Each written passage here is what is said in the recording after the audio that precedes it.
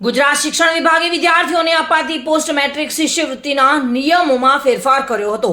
Management કોટાની બેઠકો પર પ્રવેશ લેતા એસસી અને એસટી વિદ્યાર્થીઓને શિષ્યવૃત્તિ ન આપવાનું જાહેરનામું બહાર પાડવામાં આવ્યું હતું અને કેન્દ્રીય પ્રવેશ સમિતિ દ્વારા સરકારી બેઠકો પર પ્રવેશ મેળવનારા વિદ્યાર્થીઓને વિવિધ સરકારી શિષ્યવૃત્તિની સહાય આપવાનો નિર્ણય લેવામાં આવ્યો છે। અખિલ ભારતીય વિદ્યાર્થી પરિષદ દ્વારા ગુરુવારે સુરત સહિત રાજ્યના વિવિધ શહેરોમાં આ નિયમને લઈને પ્રદર્શન કરવામાં આવ્યા હતા તેમજ લો કોલેજમાં એડમિશનની માંગ કરતા હોબાળો મચાવ્યો હતો।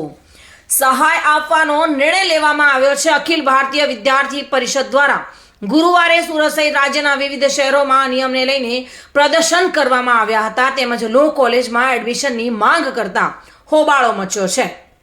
રાજ્યમાં ડિગ્રી, ડિપ્લોમા, એન્જિનિયરિંગ, ફાર્મસી અને અન્ય વિવિધ અંડર ગ્રેજ્યુએટ અને પોસ્ટ ગ્રેજ્યુએટ અભ્યાસક્રમોમાં પ્રવેશ લેતા વિદ્યાર્થીઓને વિવિધ પોસ્ટ મેટ્રિક શિષ્યવૃત્તિઓ આપવામાં આવે છે।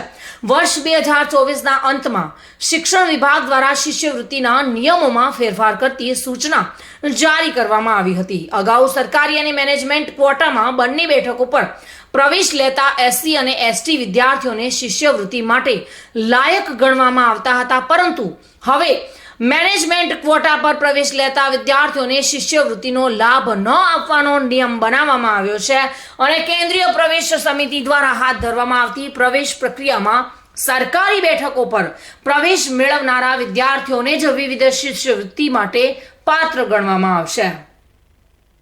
આ ઉપરાંત ખાલી પડેલી બેઠકો મેનેજમેન્ટ કોટામાં તબદીલ કરી તે બેઠક પર પ્રવેશ અપાયો હોય તો પણ શિષ્યવૃત્તિનો લાભ મળશે નહીં, જેના કારણે સુરતમાં એબીવીપીએ એસસી અને એસટી શિષ્યવૃત્તિ પર પ્રતિબંધનો વિરોધ કરવામાં આવી રહ્યો છે।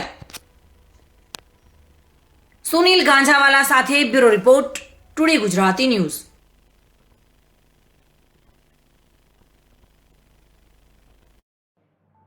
આ સમાચાર આપને કેવા લાગ્યા?